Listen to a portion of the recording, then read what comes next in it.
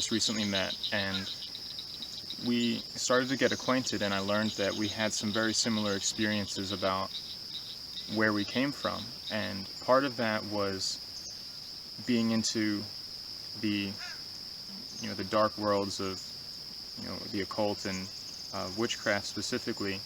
And my hope was for us to have opportunity to talk about that and for you to be able to listen. So here we are.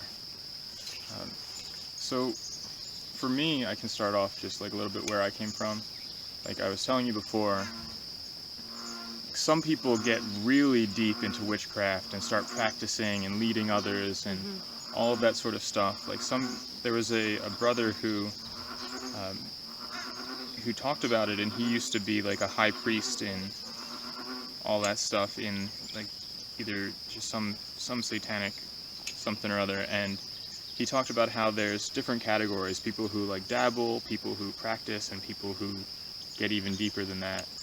And for me, it was sort of just like I dabbled a little bit in it in like a youthful innocence, because my parents had given me that book about how to be a wizard, and it taught you how to practice divination and like use pendulums and stuff, and just very basic things.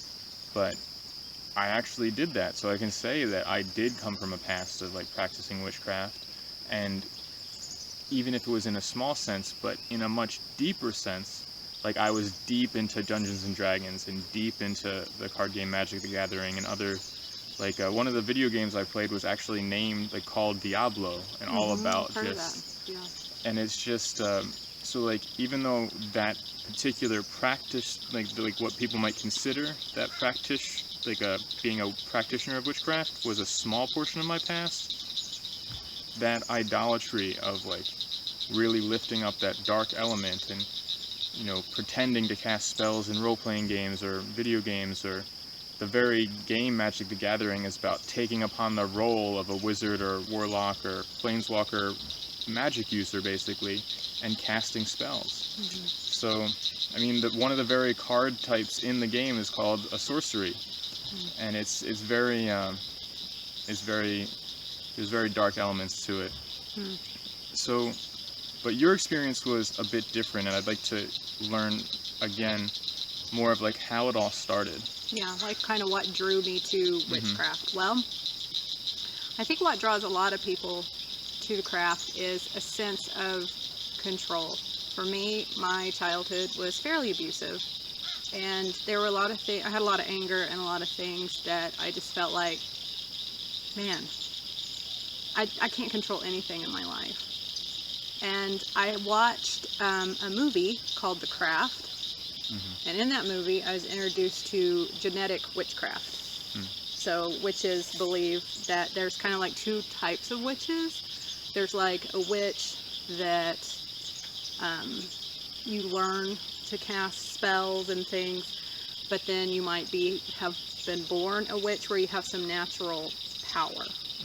Now the reason that I saw that, not the reason I saw the movie, but the reason that I thought I may have been, was both my grandmother and my mother kind of had some supernatural experiences. And then I started having experiences before I ever actually got interested in the craft, and I thought, this could be me, because it makes you feel special. Yeah. And it's like, and in that movie, these teenagers in high school have the power to change the circumstances of things that are going on in their lives, and I thought, I want that.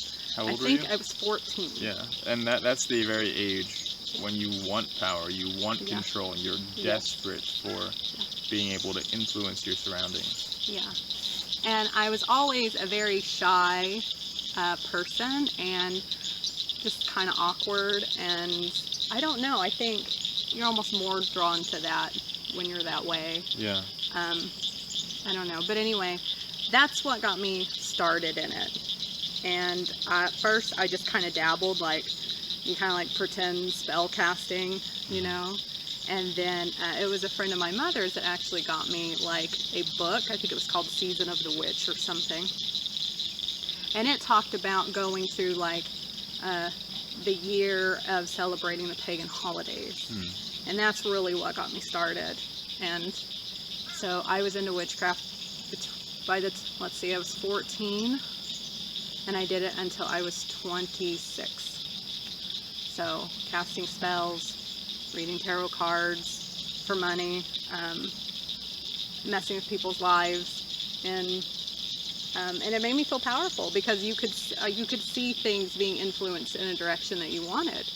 But yet at the same time, here I was supposedly so powerful, and yet I was miserable. So, like, it had a lot of depression and anxiety and things that went with it that people don't often talk about, because you just kind of pretend to be. It's like, well, you're getting the things you want, and yet you're not any happier for it.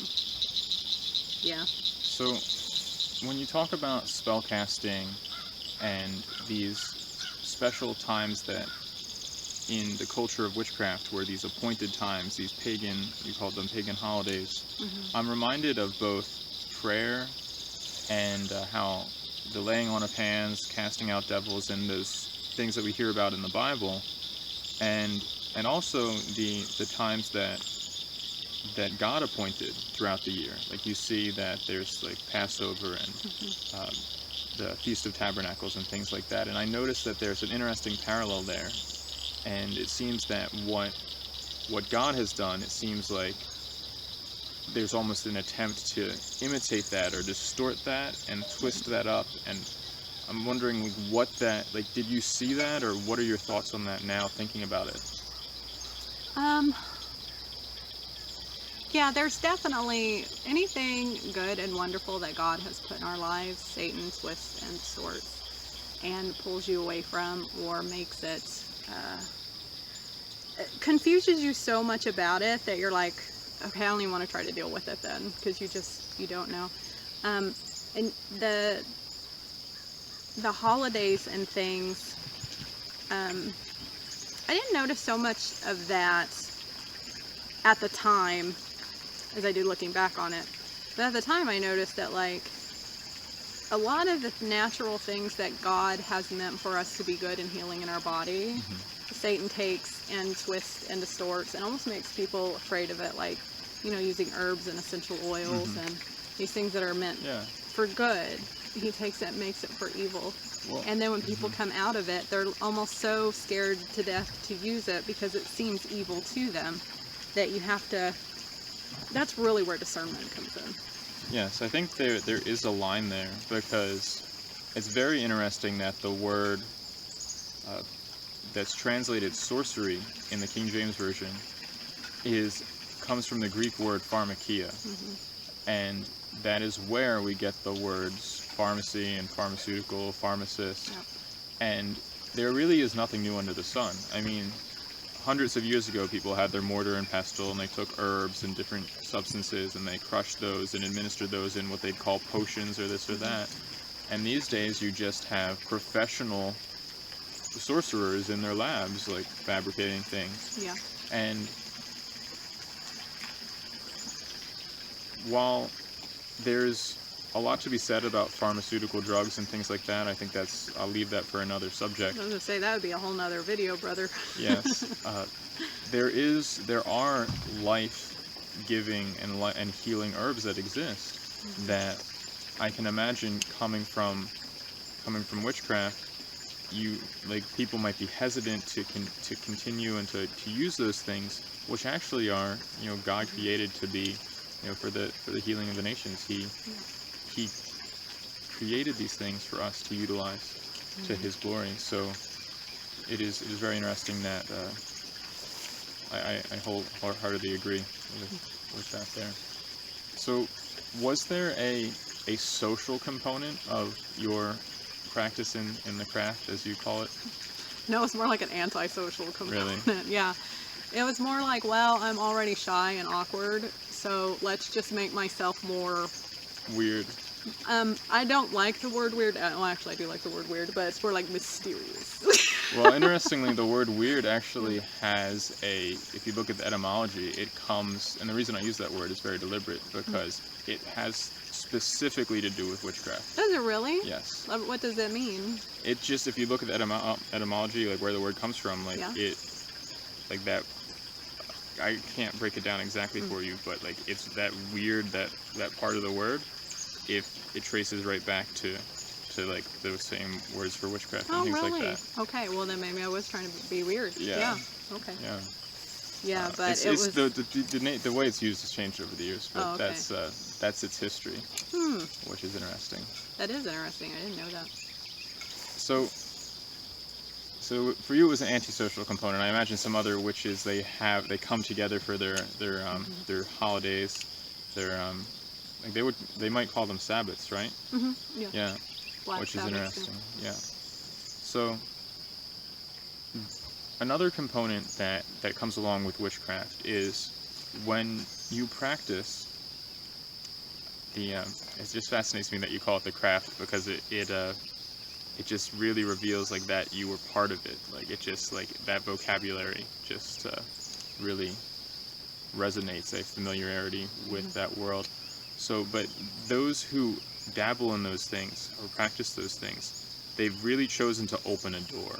Yes. And I'd like to hear about, and I can share some of my experiences as well, if you'd like, and just what came through that door. Well, at first I didn't really think about the opening the door part of it. You just want, like I said, to feel powerful, but then the farther you get into it, and you know that you're messing with something dark, but you think it's cool. It doesn't occur to you that the darkness is bad, because it's alluring. Yeah, and also, there are witches that are deliberately satanic, and they believe in that, but then there are witches that don't believe in God or Satan or good or evil. I imagine it's just as diverse as right. the different denominations and the ways people practice Christianity. So where I was looking at it, there wasn't good or bad. Those were more like things it's just kind of in the eye of the beholder. Sure.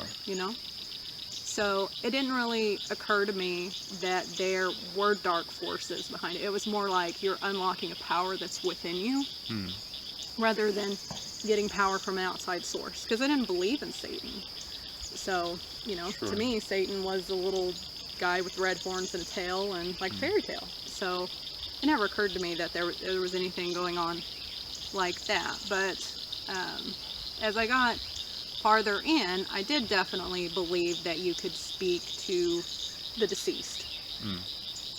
So I thought that was really cool, and I did spend a lot of my time trying to contact dead relatives or just anybody. I'm sure like anybody under a certain age that's listening to the Doors or whatever, you're like, let's see if we can contact Jim Morrison or something, just something stupid. Sure. And so, I would sit at night and like try to have these seances and things. And I can't say that I ever made contact with anything in that way. Like, it wasn't like I was awake and there was like a manifestation or something in my room or in our house or anything like that. But there were a few things that did happen. So in the seances, after, like I said, nothing happened during them. And then I would go to sleep and I would take a tape recorder and I would lay it at the side of my bed. And then I would have it recording for, however long they went. And then, not all the time, but sometimes when I would play it back, there would be like demonic sounding voices on the tape. But now I look back on it and go, of course they were demonic sounding. But in doing it, it's like it didn't even occur to me that these were like evil sounding voices, and it just makes me wonder, like, what was wrong with you? So were you pleased to hear something? Because I'm like, I'm making progress, And like I said, there's just kind of a delusional kind of thing, for me anyway, that came with it, like kind of a denial. And it happened almost, I can't say I know for sure. Like, I can't pinpoint what age I was when it started, but I know it was very early on that I started having sleep paralysis. And could you explain what that is? Yeah, sleep paralysis is when you wake up and you're aware that you're awake, but you can't move your body. And sometimes you get the sensation of like pressure on your chest, like you can't breathe. And I would wake up with it and I would not be able to move. And I would just see this black mass hovering above my bed. And this happened the entire time I practiced. So from very early on when I started clear through, like I said, I think I was 26 when I quit, and that happened the entire time. And that was frightening. And I would almost convince myself that it didn't happen, like that I didn't see those things. And we moved quite a lot, and it didn't matter what house we were in or anything. It constantly happened. It was very consistent. And it wasn't until I came that God delivered me from all of this that I've talked to other people who had dealings in the occult, and they had very similar experiences. And I don't know for sure, but I honestly think that it was a demon trying to possess me. And the only thing I believe that kept me from it was God's hand. I think he was protecting me. I think he knew at some point I was going to give my heart to him, so he's like, you know, you can't have her, but... So is the whole black cat witchcraft thing true? You know, I don't really know. There are familiars. Yeah. And I've always been fond of black cats. I actually still have a black cat, but it never was really like a witchcraft thing. I have heard that there are witches that sacrifice black cats.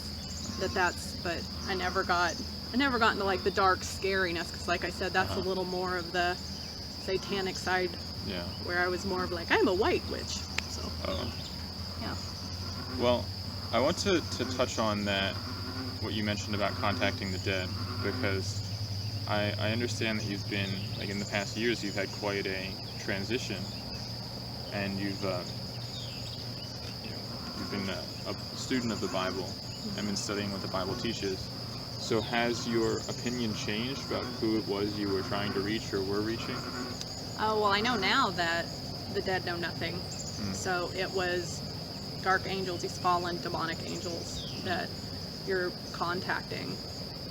And like I said, I thank God that it wasn't so much worse than it, because it could have gotten really bad. I mean, I've heard horror stories about people who went into full-blown possession, or, you know, demons, like, because there's a difference between being possessed and oppressed, like demons attaching themselves to a person. And, well, actually, I take that back, because last year I met a couple who were very versed in spiritual warfare. And we had known them for a little while, and he pulled me to the side and he said, "Can I talk to you about something?" And I was like, "Sure." And he said, "I remember you saying that you practiced the occult for a while." And I said, "Yeah." And he said, "You get really bad headaches." And I said, "Yeah, they're pretty frequent." And he said, "You know, a lot of people that come out of the occult actually have trouble with migraines afterward, and that's part of being demonically oppressed." And I was like, "No, I had no idea." So he said, "Well, if you're willing, would you like to have prayer and see if we can cast this away from you, if that's what it is?" And I was like, "Yeah, you know, let's go for that." So he did that, and the headaches that I was having, they stopped after that. So it's interesting because, you know, it's really hard. You don't get out of the occult clean. There's stuff that just tries to stick with you, whether it be, you know, I don't know that everyone that comes out of the occult has a, you know, a demon oppressing them or anything, but there's like these memories and things that are just always there. And, or like if you start talking about it, you'll start remembering more of it, which I don't really like to do. I don't like to talk about it too much, because some of the stuff I did was just awful. You know, the like messing with people's lives and things. It's just terrible. Well, there are two other things I can think of to ask you about, and the first one is, what words of encouragement, or what words would you have to say to someone who is either considering practicing witchcraft, or is in that midst of it right now. They're making in the midst of a decision. How would you comfort, encourage them? What counsel would you have for them? What should they do? Yeah, what should you do? Well, with witchcraft, you're tempted, even though you see these things happening around you, and like I said, you feel like you're powerful, and yet more than likely you're not happy. You tend to want to try to go deeper into witchcraft. And I think I would just say that that's not the answer. Like, you're never going to deepen that hole to get out of it. It's just going to get so much worse. And you have to give your heart to Christ. And if you are oppressed or, possessed, that there's hope for you. They can be cast out. And if you fill that void with Christ, there's nothing that he can't heal or bring you through. And you're not too far gone. Amen. Yeah. And I think my final question, before I ask it, I wanted to comment that I really noticed that in many of these paths that are not towards Christ, it is all about how can I increase? How can I increase myself? How can I be more powerful, more exalted, more mighty? Whereas, if we remember the words of John the Baptist, he said that I must decrease, and that he must increase, that Christ must increase, that we can behold the Lamb that taketh away the sin of the world, and that we can endeavor to become smaller and smaller, so that Christ is larger and larger and more increased in our experience. Yeah. So I find that no testimony, no story is complete if all you do is focus on where you came from. Because who you were is not nearly as important as who you are and who you are becoming. So who are you now, and where are you going? Well, now I realize that my father is a king, and I'm his daughter, because it took me a little bit to realize I wasn't a servant, that I was his child. There's a big difference in that. And because when you're in the occult, you don't realize it, but you're serving Satan. That's what you're doing. So you kind of try to flip the mindset from just one to the other, and there's just so much joy in being a child of God that's never found in the occult. And as to where I'm going, well, Jesus is coming soon, my friends, so I'm going home. So, one more thing about if you're trying to come out of the occult. When you go to get rid of your stuff, your spell books, your cards, whatever it is, burn it. Don't give it to somebody. Don't pile it in a box and throw it in your attic. Just burn it. Just destroy it. Doesn't matter how much money you paid for it or whatever. Just destroy it. Because that's I really think that that's sending a message to the devil, like, I'm not yours anymore. So that's very important. Can I ask you a question? Well, I think what we will do is conclude here and do a part 2 where you can ask me all the questions you like. Okay, cool. All right. So, thank you for watching, and we pray that if you are practicing, or if you know someone, that you can seek Christ and you can come to him, and he is willing to forgive. He will abundantly pardon. Though our sins be as scarlet, he can make us as white as the snow. So, Thank you for watching, and shalom, my friends.